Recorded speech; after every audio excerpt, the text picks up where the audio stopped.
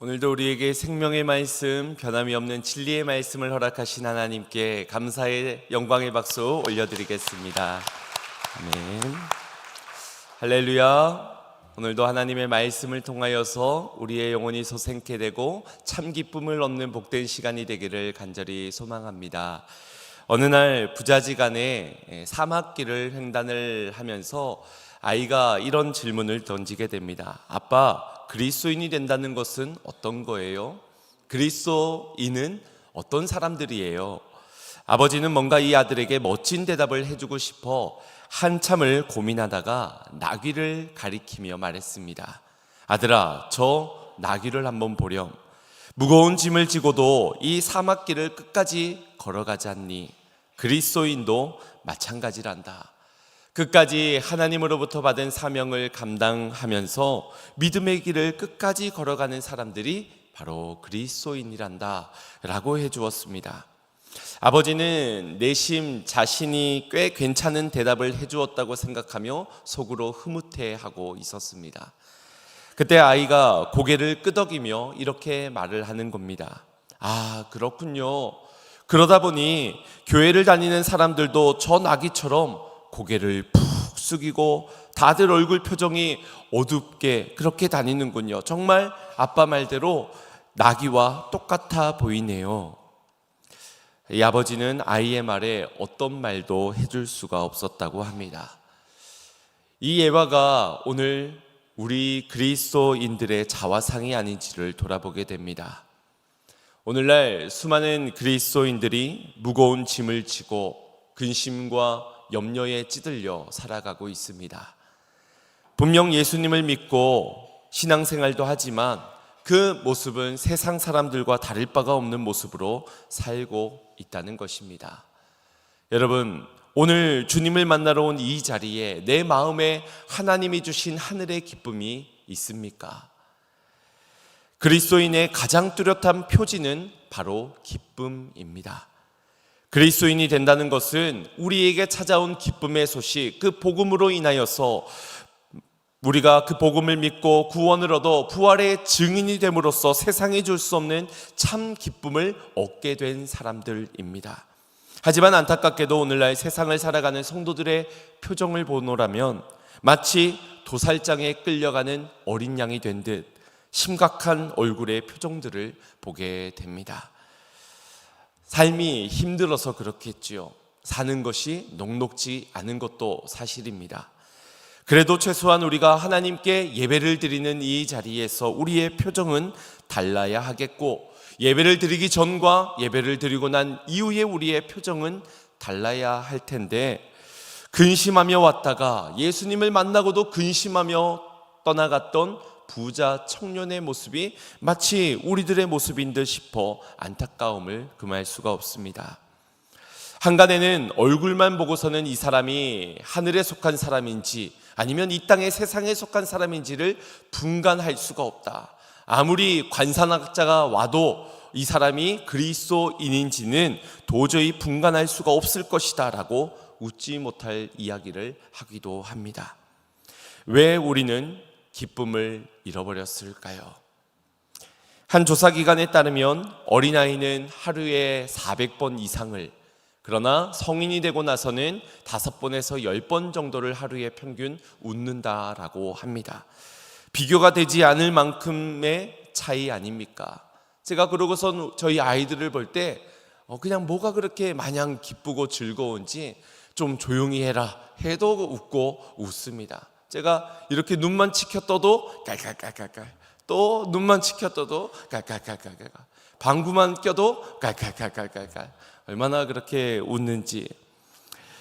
그런데 오늘날 우리의 모습 속에서는 그 웃음을 찾기가 힘들지요.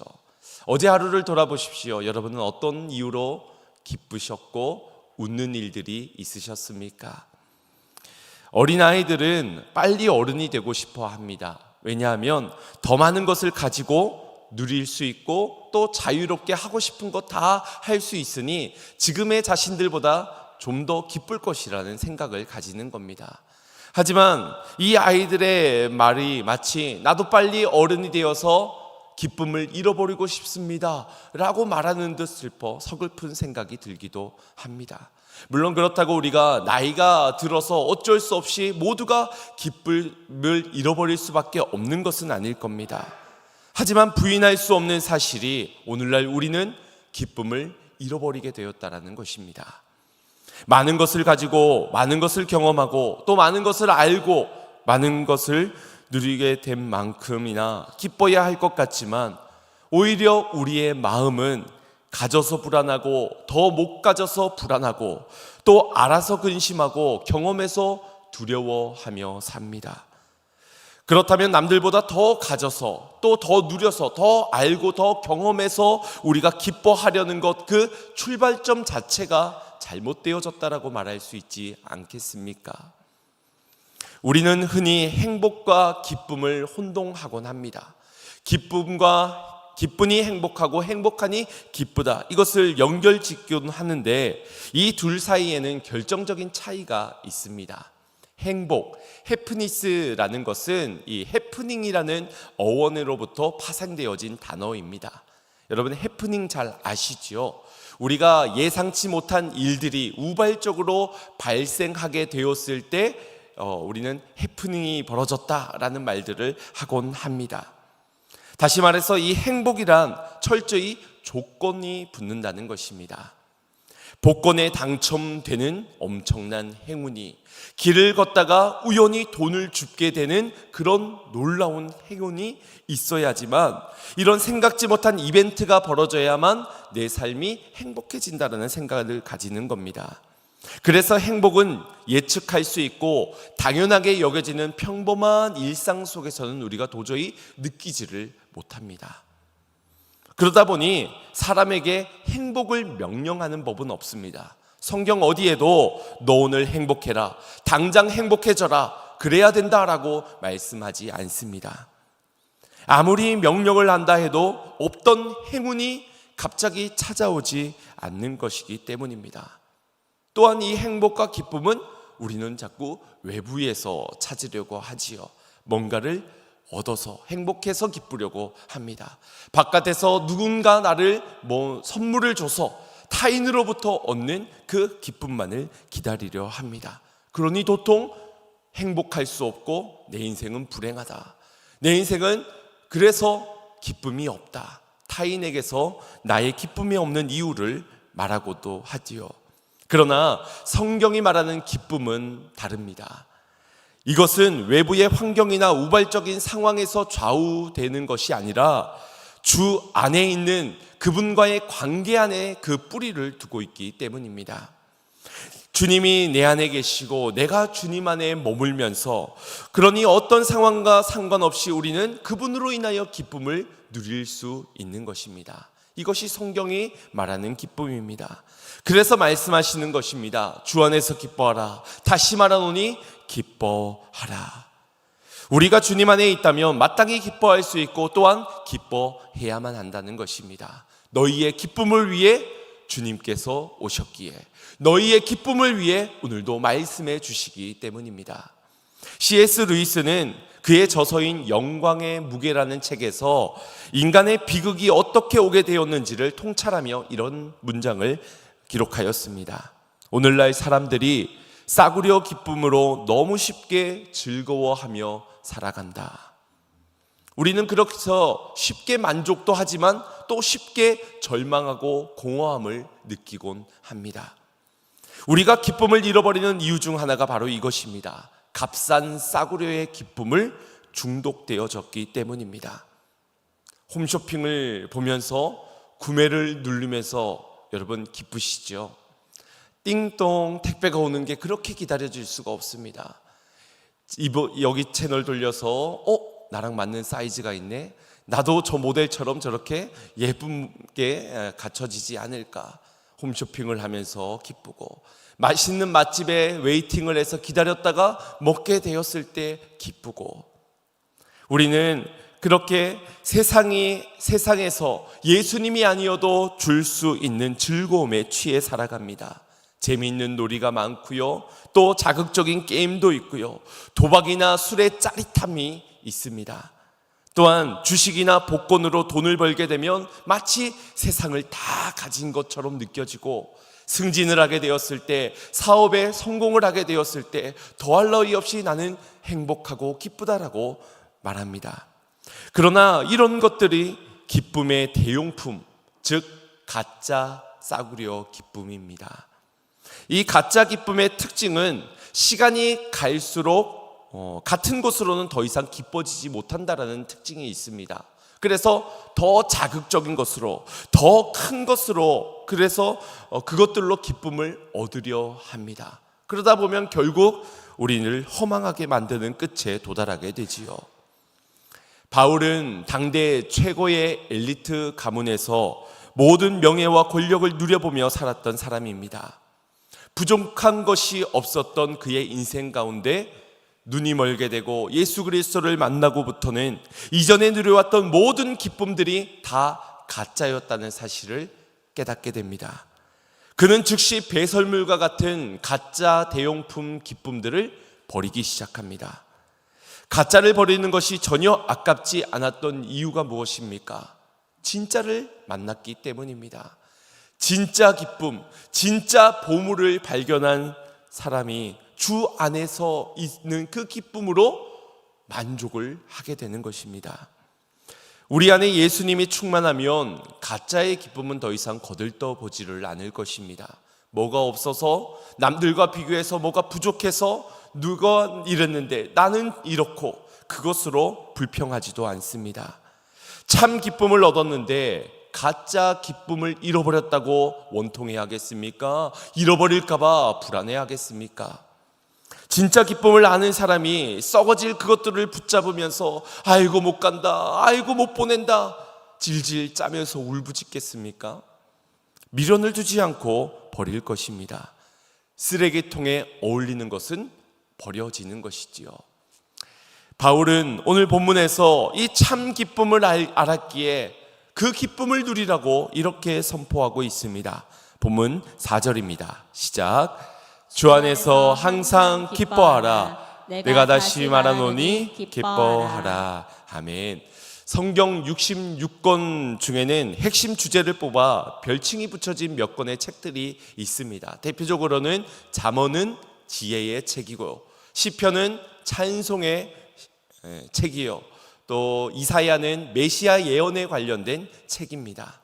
오늘 보는 이 빌립보서는 바로 기쁨의 책이라는 별칭이 붙여져 있습니다. 단 4장밖에 되지 않는 이 짧은 서신 가운데 무려 17번이나 기쁨이라는 단어가 소개되어져 있으니 빌립보서는 단연코 기쁨의 책이라고 할 수 있습니다.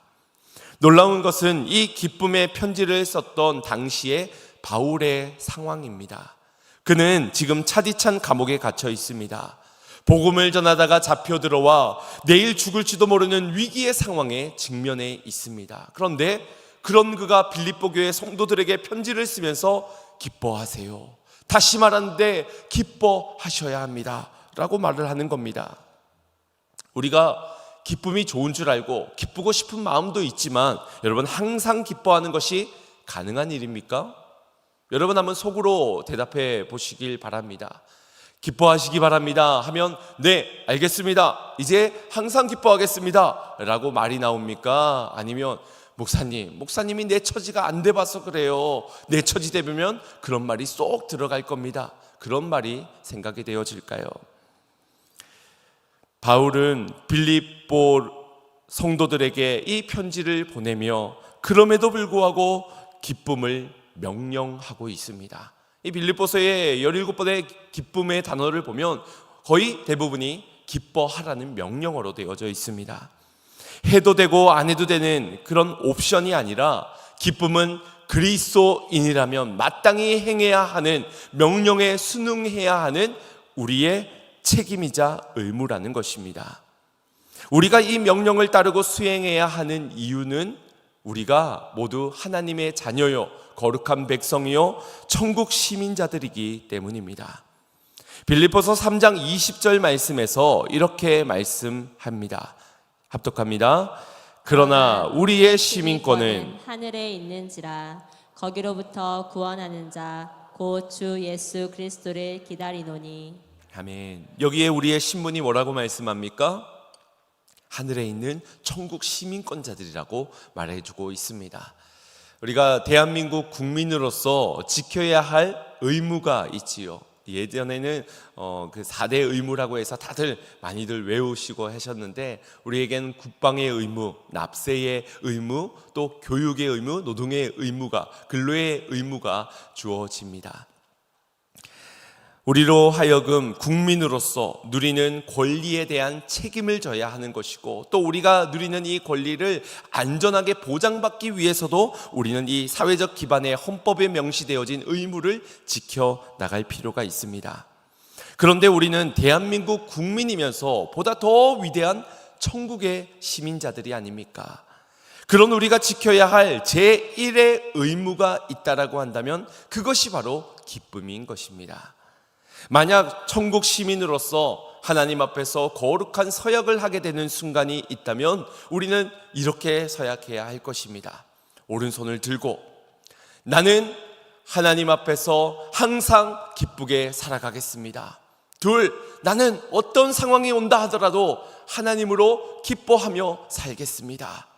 바로 아마 이런 서약들을 하게 되지 않겠습니까? 이것이 제1의 의무인 이유는 무엇일까? 그것이 가장 기본이 되고 본질이 되어지는 아주 중요한 문제이기 때문입니다. 웨스터민스터 소요리 문답 제1조에서도 보면 인간의 목적을 하나님을 영화롭게 하고 그분을 영원토록 즐거워하는 것이라고 기록하고 있습니다. 우리가 하나님을 예배하고 그분께 예물을 드리고 또 헌신을 해서 하나님이 더 위대해지는 것은 아닙니다. 하나님은 우리를 통해 어떤 유익을 보려거나 득을 얻으려고 하지 않으십니다. 그분은 단지 우리 존재 자체를 기뻐하시고 우리가 하나님으로 기뻐하고 즐거워하기를 원하십니다. 그래서 마치 마일리지를 쌓아가듯이 어떤 행위가 쌓여져야지만 하나님이 우리를 기뻐하신다. 우리가 뭔가 주님 앞에 헌신을 쌓아서 이 정도가 도달해야 우리로 기뻐하신다 말씀하지 않는다는 것입니다. 마치 부모가 자녀를 그저 바라만 봐도 기분이 너무 좋고 행복한 것처럼 우리가 하나님을 진심으로 기뻐하고 그분으로 즐거워할 때 하나님은 가장 영광을 받으시는 것입니다. 그러므로 기쁨을 잃어버렸다는 것은 창조주 앞에 피조물로서의 우리의 마땅히 행해야 할 의무를 버리고 마는 것입니다. 그런데 본문에서 보면 당시 빌립보 교회는 이 천국 시민권자 그리스도인으로서 감당해야 하는 첫 번째의 의무를 다하지 못하고 있습니다.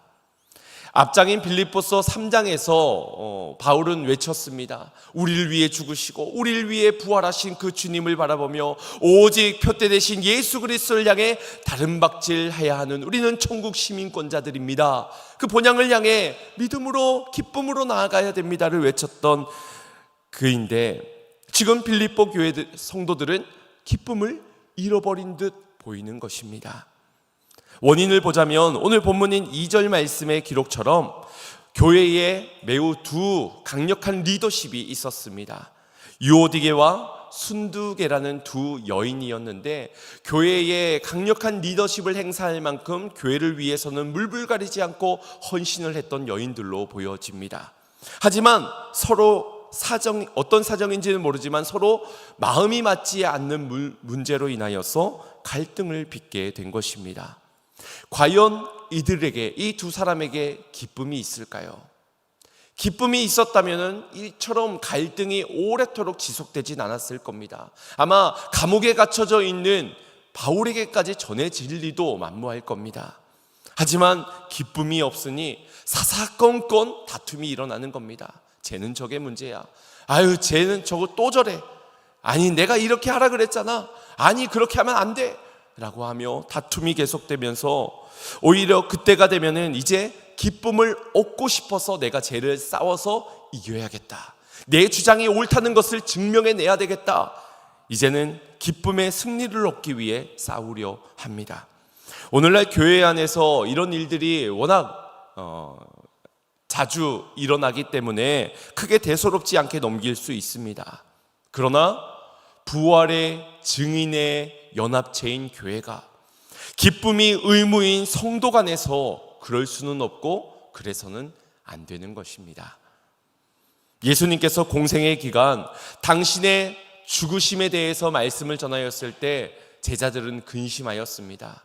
그런 근심하는 제자들에게 예수님은 이렇게 말씀하셨습니다. 요한복음 16장 22절입니다. 시작. 지금은 너희가 근심하나 내가 다시 너희를 보리니 너희 마음이 기쁠 것이요 너희 기쁨을 빼앗을 자가 없으리라. 아멘. 나의 죽음이 지금 너희를 근심하게는 하나 사망 권세를 이기고 부활하게 된 나를 만나게 된 너희는 그 마음에 기쁨이 올 것이다. 그 기쁨은 누구도 빼앗을 수 없는 기쁨이다 말씀해 주셨습니다. 예수님은 그렇게 말씀하신 대로 부활하셨습니다. 사망 권세를 이기시고 우리의 모든 기쁠 수 없는 이유들을 다 타파하시며 주님은 우리에게 참 기쁨을 허락해 주셨습니다. 증인들은, 부활의 증인들은 주님이 주시는 이 기쁨으로 인하여서 기쁜 자들입니다. 왜 빼앗길 수 없는 기쁨이냐? 이미 일어난 일, 예수님께서 행하신 그 일을 그 어떤 거짓으로도 의심이나 아니면 거짓으로 증인을 세운다 하여도 사라질 진리가 아니기 때문입니다. 주님이 사셨는데 그 기쁨을 어떤 것으로도 빼앗을 수 있겠습니까? 그런데 빼앗을 수는 없는데, 누가 빼앗아갈 수는 없는데 우리에게 기쁨이 없는 이유는 무엇일까요? 바로 내가 그 기쁨을 버리기 때문입니다. 내가 이 기쁨을 다른 대용의 기쁨으로 바꾸기 때문입니다.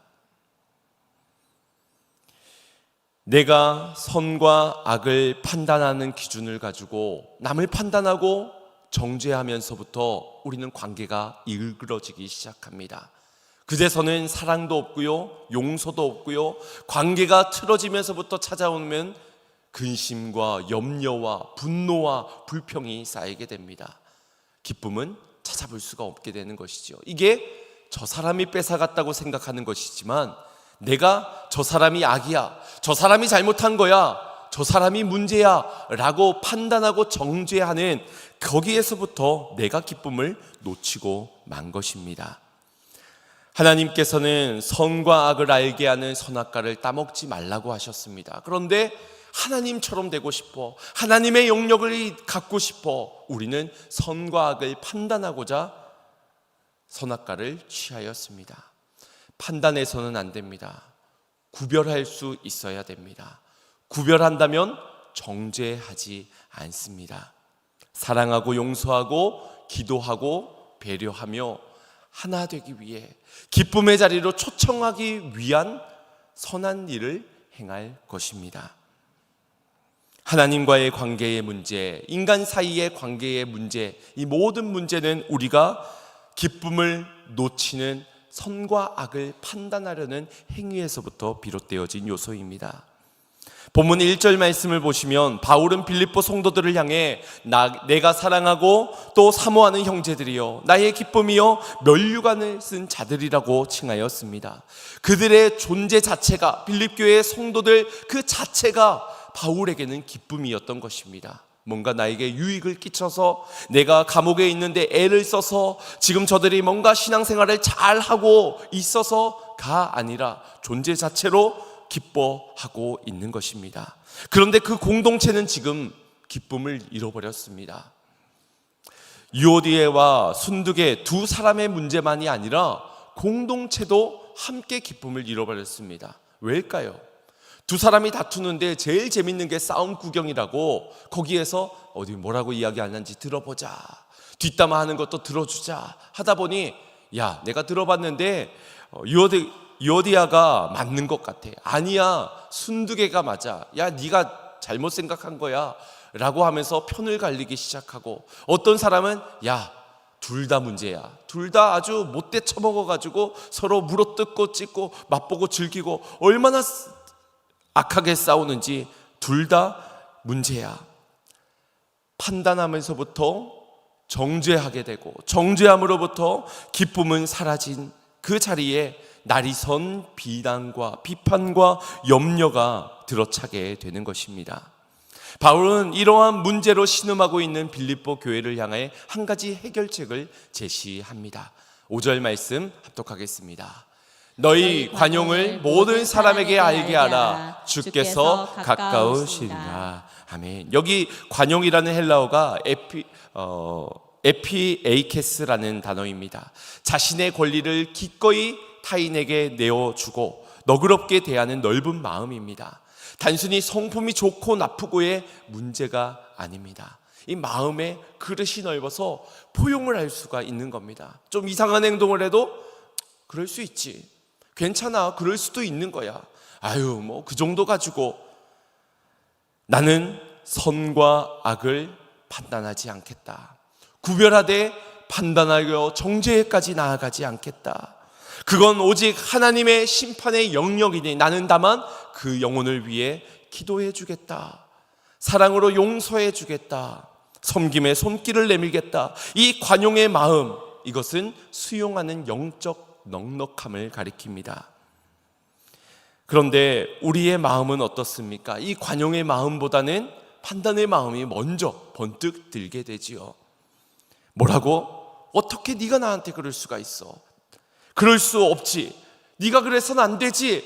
넌 그게 문제야. 넌 그래서 잘못했어. 넌 그래서 벌 받을 거야.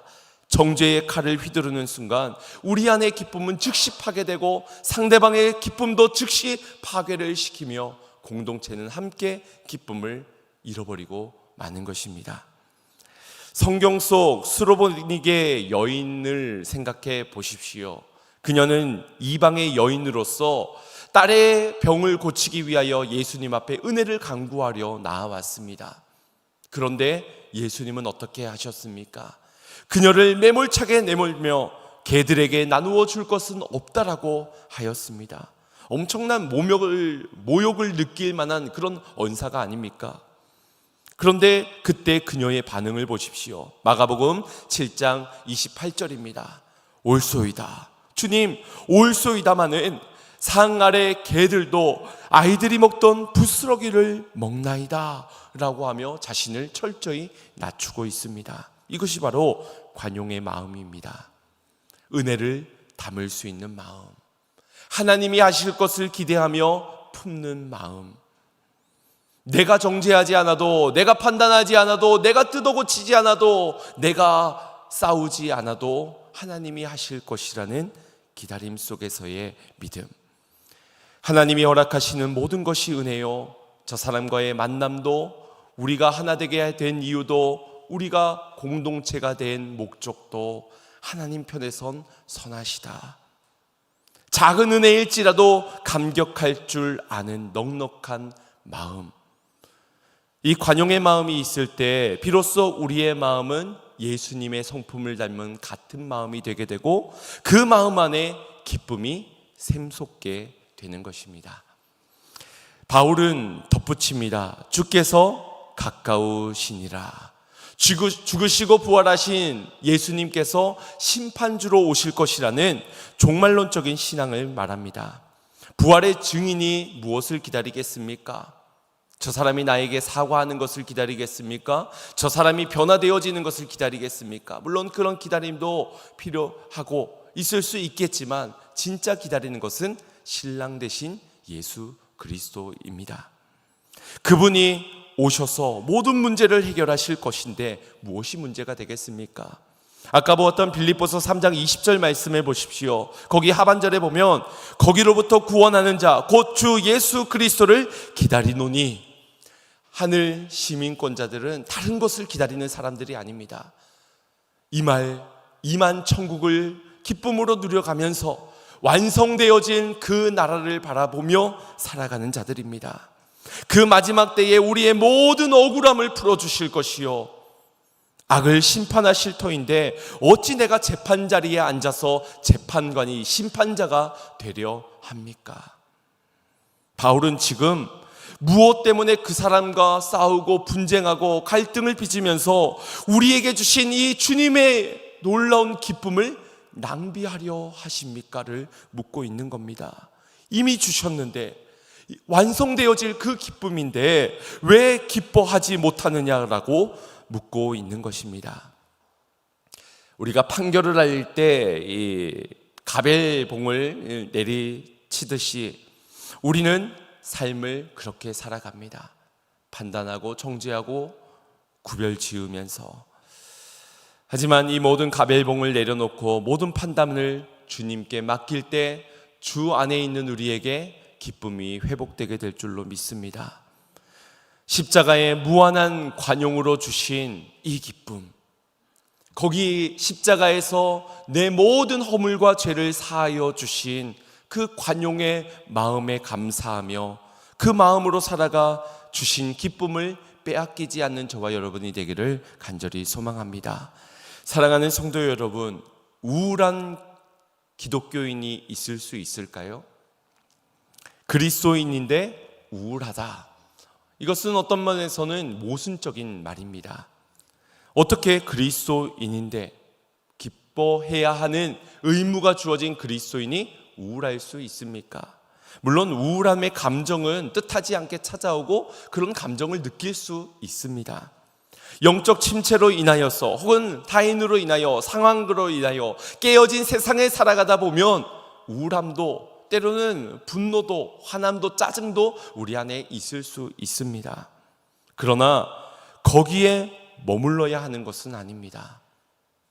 우리가 기쁨을 잃어버리는 대표적인 이유가 바로 우리 안에서 맴도는 이 우울 안에 매몰되기 때문입니다. 하나님은 이끄십니다. 기쁨의 자리로. 십자가를 바라보고 부활하신 주 예수님을 기억하고 다시 오실 약속으로 말미암아 기쁨의 자리로 초대하는데 우리는 내 생각 속에 계속 반복적으로 우리를 죽이고 기쁨을 스스로 내버리는 행위들을 자행합니다. 십자가에서 우리의 영적 신분은 완전히 새로워졌습니다. 죄인에서 의인으로, 절망에서 소망으로, 슬픔에서 희락으로 완전히 바꾸어 주셨습니다. 환경 때문에, 사람 때문에 우울할 수는 있지만 거기에 침몰되진 마시기 바랍니다. 감정은 나쁜 것이 아닙니다.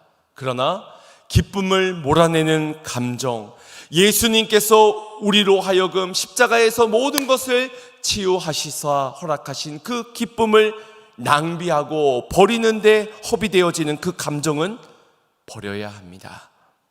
선포하시길 바랍니다. 나는 기뻐할 것이다. 나는 예수님이 행하신 놀라운 일로 인하여 기뻐할 것이다. 나의 영혼아 기뻐하라. 나의 영혼아 기뻐하라.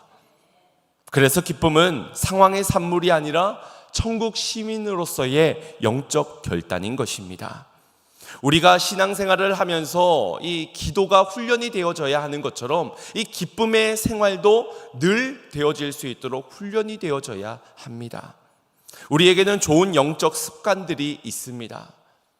새벽을 깨운다든지 또 큐티를 묵상한다든지 공동체가 함께 모여서 말씀을 나누고 예배를 한다라든지 그런 좋은 영적 습관들이 있는데 나이가 들수록 신앙의 연수가 깊어질수록 더 엄숙해져야 하는 것이 아니라 어린아이의 신앙처럼 아주 작은 일에도 기뻐할 수 있고 아주 사소한 일에도 감사할 수 있는 기쁨의 근육, 믿음의 근육을 키워야 합니다.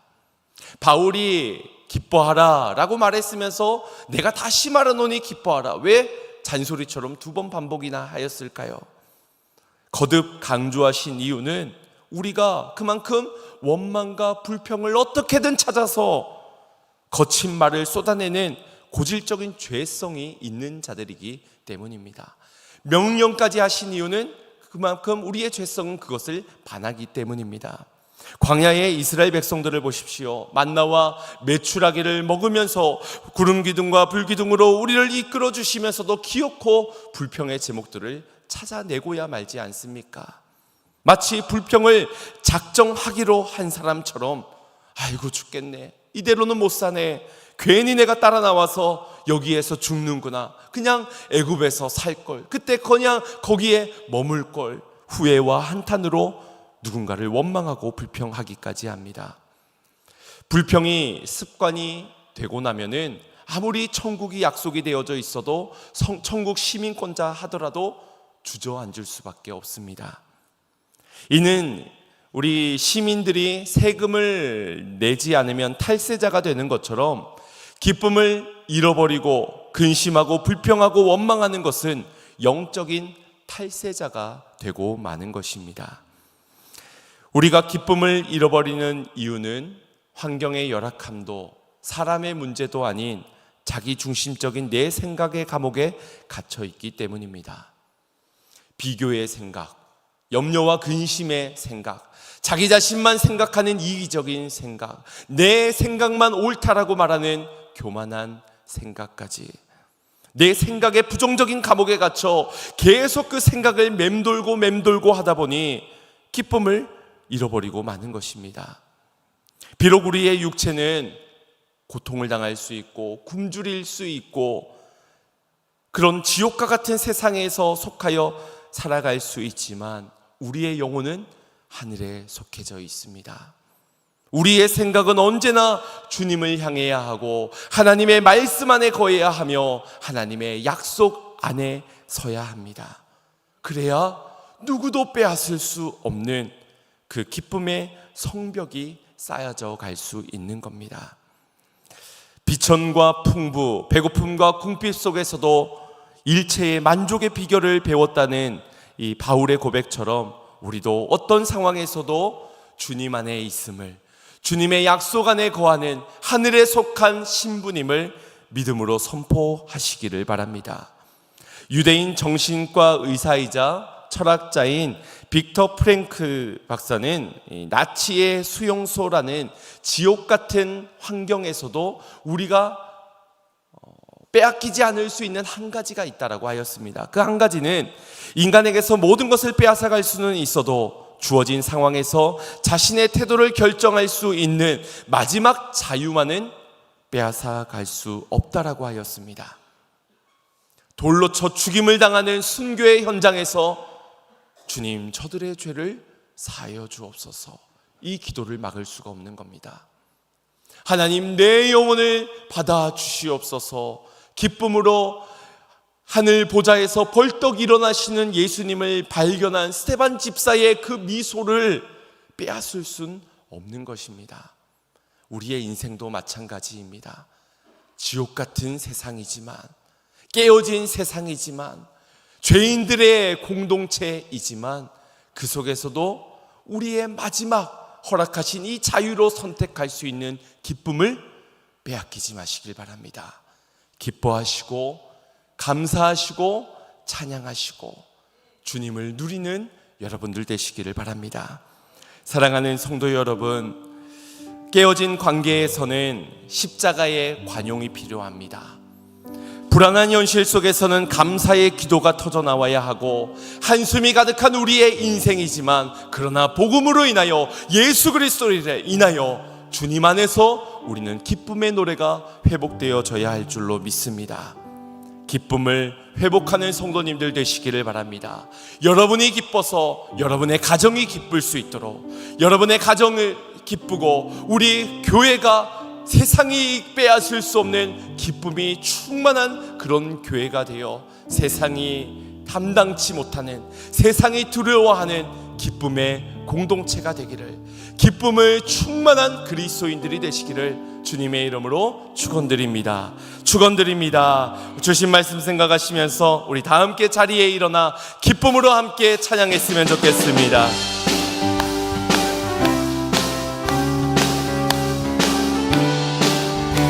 슬픈 마음 있는 사람, 예수 이름 믿으며 영원토록 변함없는 기쁜 마음, 슬픈 마음 있는 사람, 슬픈 마음 있는 사람, 예수 이름 믿으며 영원토록 변함없는 기쁜 마음. 2절입니다. 거룩하신